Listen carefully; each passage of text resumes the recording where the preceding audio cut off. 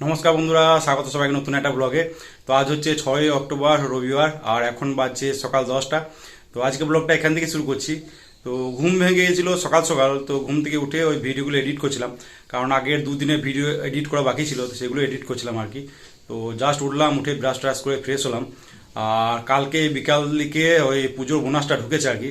তো যারা, হ্যাঁ, অনেকেই তোমরা জানো হয়তো যে রেলওয়ে এমপ্লয়ীদের 78 দিনের পুজোর বোনাস দেওয়া হয়। তো তোমাদের অনেকেই মনে হয়তো এটা মনে হবে যে হিউজ পরিমাণের বোনাসের টাকা ঢোকে আর কি। তো 78 দিনের বোনাস মানে হিউজ, কিন্তু সেটা নয় আর কি। তো যাই হোক, বোনাসের টাকা কত ঢুকলো আর এদিকে বোনাসের টাকার হিসাবটা কীভাবে হয় সেটা পরে ফ্রি হলে তোমাদের জানাচ্ছি। তো যাই হোক, এবার যাই নিচেতে গিয়ে দেখি চাটা খাবো, তারপরে সারাদিনটা কিরকম কাটে দেখি। নিচেতে রান্নাঘরে গিয়ে দেখি মা ডিম সেদ্ধ করে রেখেছে। তো সেটাই খেলাম প্রথমে। আর ডিমটা সাইজ দেখো, এত ছোট ডিম কি বলবো। তো যাই হোক, ডিমটা খাওয়ার পর তারপর নিলাম লাল চা, গরম গরম চা। আর চায়ের সাথে ছিল পাউরুটি। তো পাউরুটি আর চা খাওয়ার পর তারপরে চলে এলাম উপরে। তো এটা হচ্ছে বোনের খেলনা।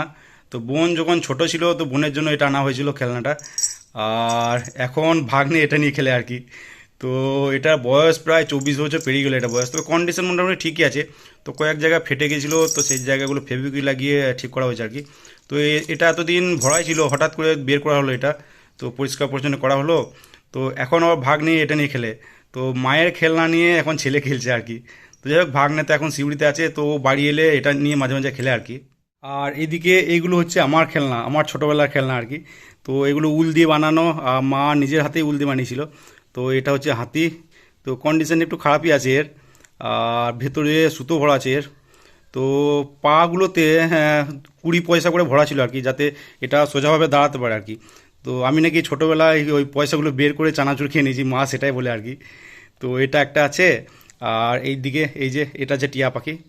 তো দুটোই মায়ের হাতে বানানো উল দিয়ে। তো এখনও আছে এইগুলো, ভালোভাবে বেশ গুছিয়ে রেখে দিয়েছি আর কি, ছোটোবেলার স্মৃতি হিসাবে। তো এরকম ছোটোবেলার অনেক জিনিস যত্ন সহকারে রাখা আছে এখনও। আর এইটা আমার একটা হ্যাবিটও বলতে পারো বা হবিও বলতে পারো, যে মেমোরেবল জিনিসগুলো আমি বেশ যত্ন সহকারে রেখে দিই আর কি, গুছিয়ে ভালোভাবে। আর এই গুণটা আমার এসছে বাবার কাছ থেকে বলতে পারো, কারণ বাবা বেশ গুছিয়ে রাখে জিনিসপত্র।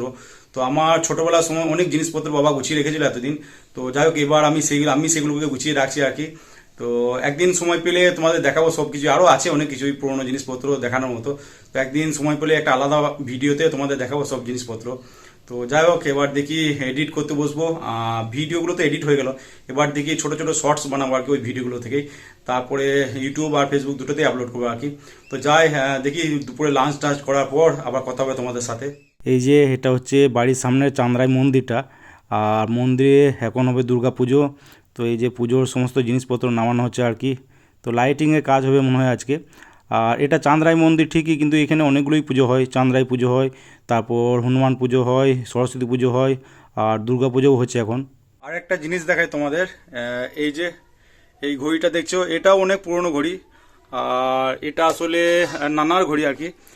তো নানা যখন স্কুল থেকে রিটায়ার করে আর কি, নানা স্কুল টিচার ছিলেন চুনপলাশি হাই স্কুলের। তো সেখান থেকে রিটায়ার করার সময়ই ফেয়ারওয়েলে এটা পেয়েছিলেন আর কি। তবে এটা বডিটা মোটামুটি ঠিকই আছে, কিন্তু এর মেশিনটা খারাপ হয়ে গেছিলো। তো মেশিনটা পাল্টানো হয়েছে। আর এইদিকে ব্যাটারিও শেষ হয়ে গেছে দেখি, তো ব্যাটারিটা পাল্টাতে হবে। তো এই যে পরে নতুন মেশিন লাগানো হয়েছিল, তো দেখি ব্যাটারিটা চেঞ্জ করতে হবে দেখি। তো মোটামুটি এইদিকে নতুন ব্যাটারি আনা হয়েছে, এই যে এটা এবার লাগানো হবে এখানে। এদিকে কভারের উপরে অংশটা ভেঙে গেছে আর কি, কোনো রকম এটা আটকে রাখা হয়েছে। এটা মোটামুটি ঘড়িটার বয়স প্রায় 45 বছর পেরিয়ে যাবে আর কি। তো নানা রিটায়ারমেন্ট যত সম্ভব 1978 বা 79 এরকম হবে আর কি। তবে দেখি ঠিকঠাক চলছে কি না। হ্যাঁ, ঘড়ি তো ঠিকঠাকই চলছে।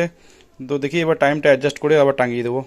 আজ লাঞ্চ করতে বসলাম প্রায় 1:30টার সময়। আর লাঞ্চে ভাতের সাথে ছিল কাঁচা পেঁয়াজ দিয়ে আলু সানা, এদিকে ছিল কলমে শাক পেঁয়াজ দিয়ে সানা, আর ছিল ডাল, আর এদিকে ছিল ঢেঁড়সের তরকারি। তো লাঞ্চ করার পর উপরে এসে দিলাম একটা লম্বা ঘুম। 2000 years later. সন্ধ্যায় ঘুম থেকে উঠে স্নান সেরে রেডি হয়ে বাইক নিয়ে বেরিয়ে পড়লাম। আর দরজা খুলতেই দেখি এই দৃশ্য। তো সকালে তো দেখছিলাম মন্দিরটাকে সাজাচ্ছে, তো তখন অতটা বোঝা যায়নি। এই রাত্রেবেলায় এত সুন্দর লাগছে দেখে, এই যে পুরো আলোতে ভর্তি গোটা মন্দিরটা। তো বাইক নিয়ে বেরোলাম। আর এই যে এদিকে যেটা দেখছো, এটা হচ্ছে সুখবাজারের দুর্গা মন্দির, বেশ ভালোভাবে সাজিয়েছে আলো দিয়ে এই দিকটাও।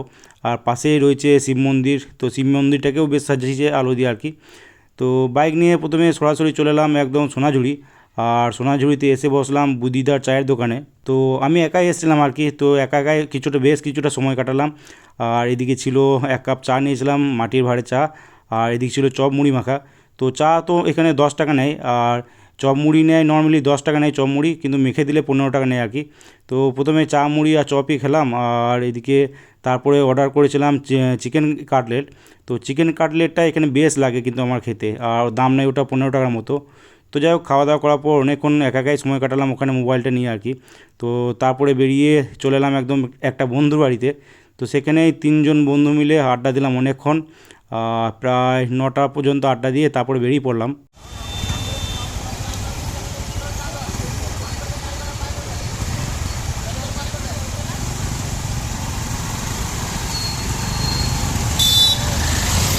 A few moments later. বাড়ি ফিরে বসেই ছিলাম, নিচেতে রেস্ট করছিলাম।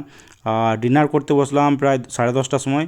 আর আজকে ডিনারে ভাতের সাথে ছিল কাঁচা পেঁয়াজ দিয়ে আলু সানা, এদিকে কলমে শাক সানা ছিল পেঁয়াজ দিয়ে, আর এদিকে ছিল ঢেঁড়সের একটা তরকারি। তো ডিনার করার পর নিচেতে কিছুক্ষণ রেস্ট করলাম, তারপরে চলে এলাম উপরে। এবার দেখছি ধীরে ধীরে ঠান্ডা পড়তে শুরু করেছে, কারণ বোলপুর থেকে ফেরার সময় জঙ্গলে একটু ঠান্ডা লাগছিল আর কি, হালকা হালকা। তো 1-2 সপ্তাহের মধ্যে মনে হচ্ছে ঠান্ডা পড়ে যাবে, আর যদি বৃষ্টি শুরু হয়ে যায় তো ঠান্ডাটা একটু আগেই পড়ে যাবে মনে হচ্ছে। তো যাই হোক, বোলপুর থেকে ফিরে ডিনার করে জাস্ট একটু আগে উপরে এলাম। আর এবার আসি বোনাসের ব্যাপারটা। তো বোনাস আমাদের দেওয়া হয় 78 দিনের বোনাস দেওয়া হয় ঠিকই, কিন্তু এই 78 দিনের বোনাস সম্পর্কে অনেকে ভুল ধারণা আছে আর কি। তো অনেকে মনে করে যে কারো স্যালারি যদি ওই 40,000 টাকা হয় আর কি মান্থলি, তার 78 দিনের বোনাস প্রায় তো সেই হিসাব মতো 80,000 পেরিয়ে যাওয়ার কথা, কিন্তু সেটা হয় না আর কি। তো ক্যালকুলেশনটা একটু অন্যরকম হয়। আর তার আগে বলে কি, বোনাসটা পায় শুধুমাত্র নন গেজেটেড যারা এমপ্লয়ি আছে, রেলওয়ে এমপ্লয়ি, তারা পায় আর কি এই বোনাসটা। আর আর বোনাসের অ্যামাউন্টটা সবার ক্ষেত্রে কিন্তু সেম, এমন নয় যার গ্রেড পে কম আছে সে কম পাবে, যার গ্রেড পে বেশি আছে সে বেশি পাবে, এমন নয়, সবাই সেম অ্যামাউন্ট পায়। তো এবার আসি অ্যামাউন্টের ব্যাপারে। তো এই বোনাসের ক্যালকুলেশনটা করা হয় 6th পে কমিশনের হিসাব অনুযায়ী। তো সেই সময় মিনিমাম যেটা স্যালারি, মান্থলি যেটা স্যালারি ছিল মিনিমাম, সেটা হচ্ছে 7,000 টাকা আর কি, 7,000 টাকা স্ল্যাব ছিল। তো সেটা নিয়েই হিসাবটা করা হয় আর কি।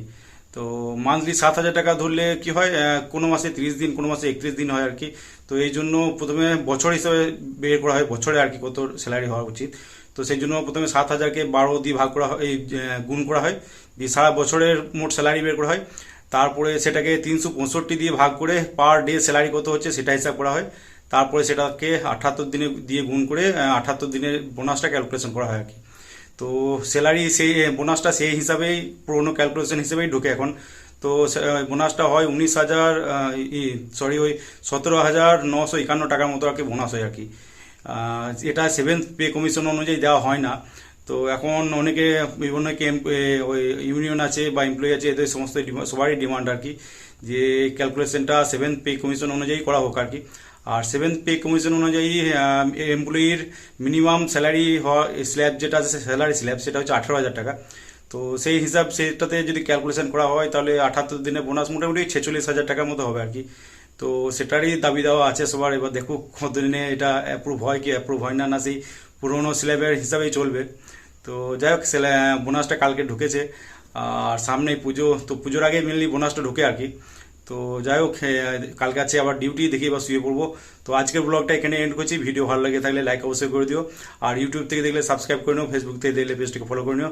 তো আজকের মতো টাটা, বাই বাই, দেখা হচ্ছে আবার কালকে।